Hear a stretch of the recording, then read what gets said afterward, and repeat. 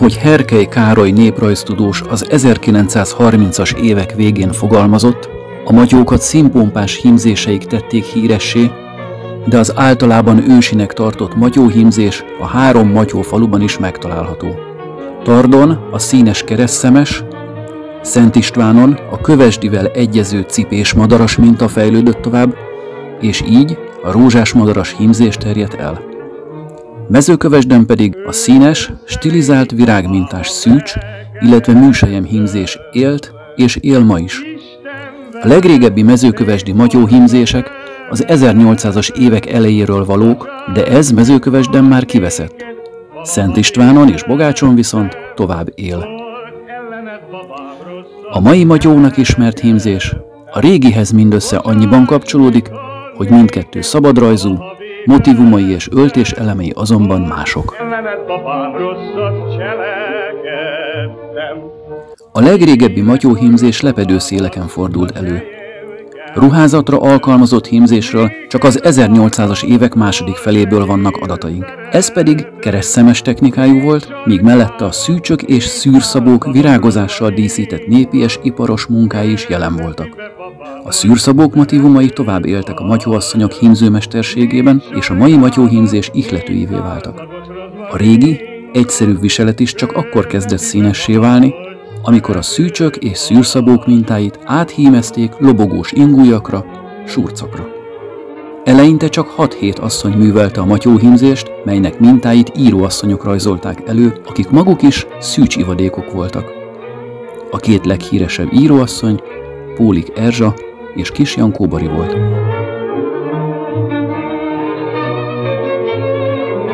A mai írás utáni hímzés sokszínű, míg a régi matyóhímzés piros és kék színű pamuttal volt kivarva.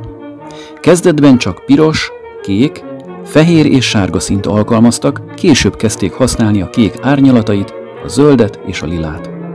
A mai hímzés a műsejem fonál megjelenésével tarkává, sokszínűvé vált.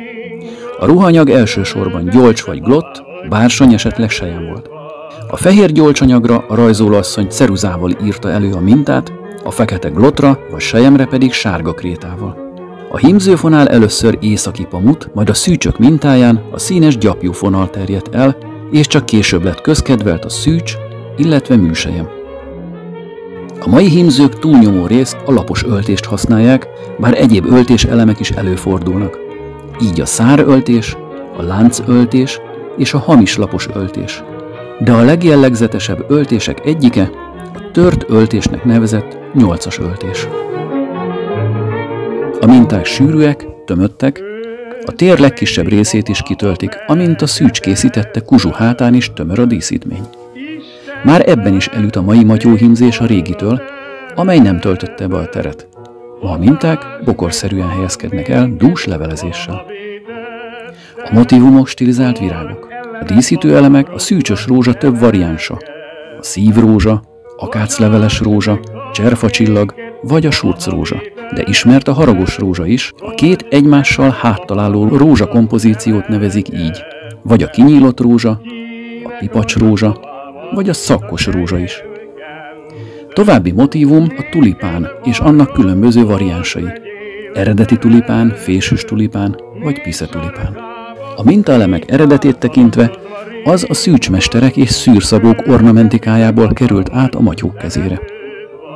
Az összes motívumnak számos variánsa keletkezett és keletkezik ma is. Az idők során újabb és újabb virágábrázolások is születtek, például a tökvirág, a hóvirág, a labdarózsa vagy a margaréta. Ezek azonban nem ruhahímzéseken, hanem a kereskedelmi célra készült hímzésrajzolatokon jelennek meg. A ruhahímzéseken a matyók ragaszkodnak a hagyományokhoz, például, hogy a surcok szűcsös vagy surcvirágosak legyenek. A mai mezőkövesdi matyóhímzés a szomszédos falvakban is elterjedt. Bogácson, Tardon, Szent Istvánon és Szihalmon is.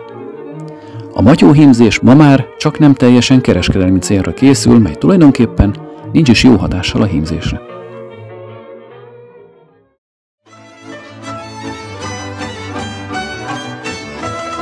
Herkely Károly 1939-ben írt soraihoz kapcsolódóan Most ismerjünk meg egy kevéssé ismert népi iparművész életrajzát, aki nem állt be a kereskedelem diktálta sorba, és tovább őrizte a hagyományos mintákat és formákat, ugyanakkor teret engedett alkotó fantáziájának is.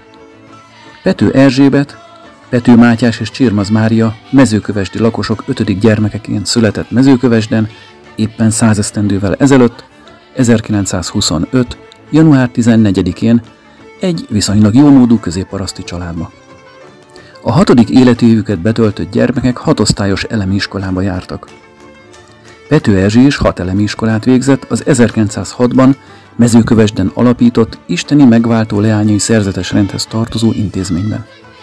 Mivel az iskolában nővérek tanítottak és neveltek, ezért szerepelt az iskola a köztudatban zárva néven.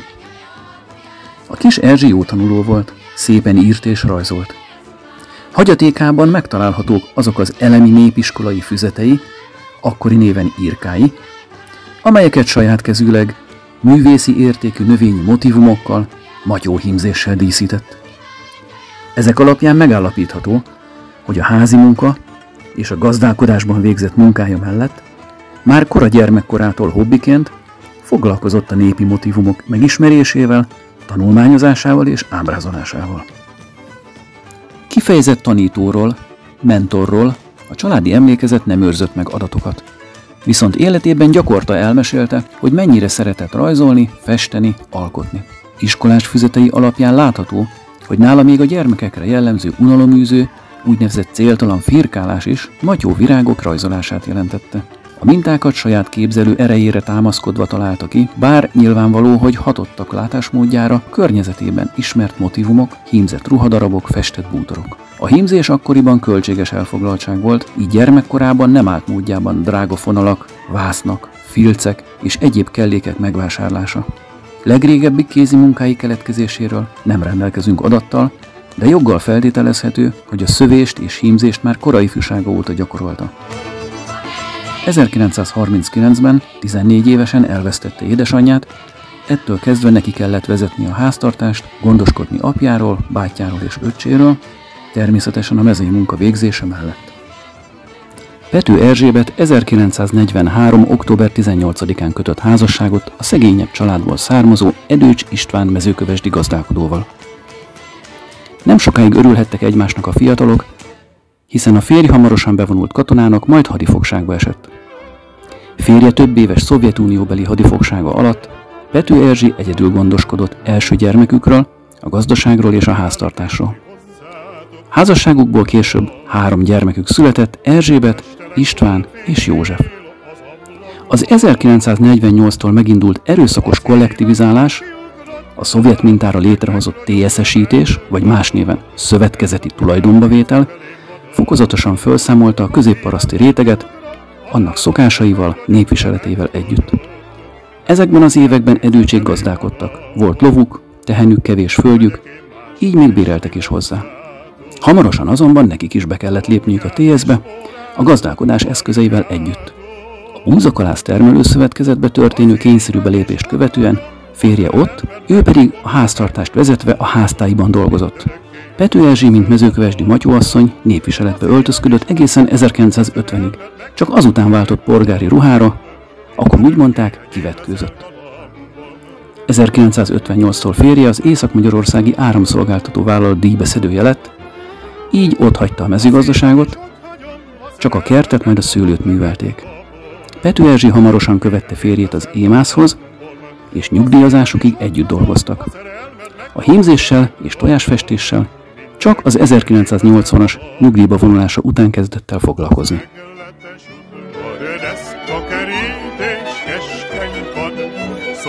Az 1982-ben alakult Mezőkövesdi Nagymama Klub alapító tagjaként számos népi iparművészeti bemutatón, tojásfestést tanító rendezvényen, matyóhúsvéton tevékenyen vett részt. A klubbal még Franciaországba is elutazott, hogy a magyar népi kultúrát és hagyományokat ott is bemutassák. Nyugdíjazása után, majd megözvegyülését követően teljesen a családjának szentelte magát. A kertészkedés mellett minden szabadidejét kézi munkázással töltötte. A beszerzési lehetőségek bővülésével és a javuló jövedelmi viszonyoknak köszönhetően új és újabb anyagokkal kezdett kísérletezni. Porcelán tányérokra, kerámia tárgyakra, tyúk és lúd tojásokra festett különböző típusú festékekkel. A textíliák számos fajtáját kipróbálta. Egy-egy számára kedves motivumot más-más színvilágban és más-más alapszöveten is megformált. A fali szőnyegek egész sorozatát készítette el hasonló alapgondolattal, ám eltérő színekben, árnyalatokban és mintákkal. Egyedi tervrajzait hagyatékában a család őrzi. A mintákat saját maga rajzolta, festette. A húsvéti tojásokat előrajzolás nélkül szabad kézzel díszítette. Gyermekei számára és minden unokája ballagására hímzett ajándékokat, falvédőket, párnákat, házi áldásokat készített. Ezt folytatta a karácsonyi ajándékozások során is. Később a megajándékozottak köre a dédunokákkal is kibővült, számukra kis terítőket, könyvezőket készített. Alkotói fantáziája kimeríthetetlen tárházából merítve, munkája nyomán modern gondolatok is megelevenedtek. Ötvözve például a karácsonyi ünnepkör szimbólumait a népi motivumokkal, karácsonyi terítők gyertyával, fenyőággal, matyóvirágokkal készültek. Húsvétra minden évben tojásokat pingált, amelyek évről évre rendszeres újításokkal tett változatossá. Egy alkalommal szalagot is kötött a hímes tojásokra, más évben bevezette az évszámozott tojások festését. Ismét más évben a tojásokat tartani hivatott, hímzett filckosárka, falidísz, fonalnyuszi és csibe is készült.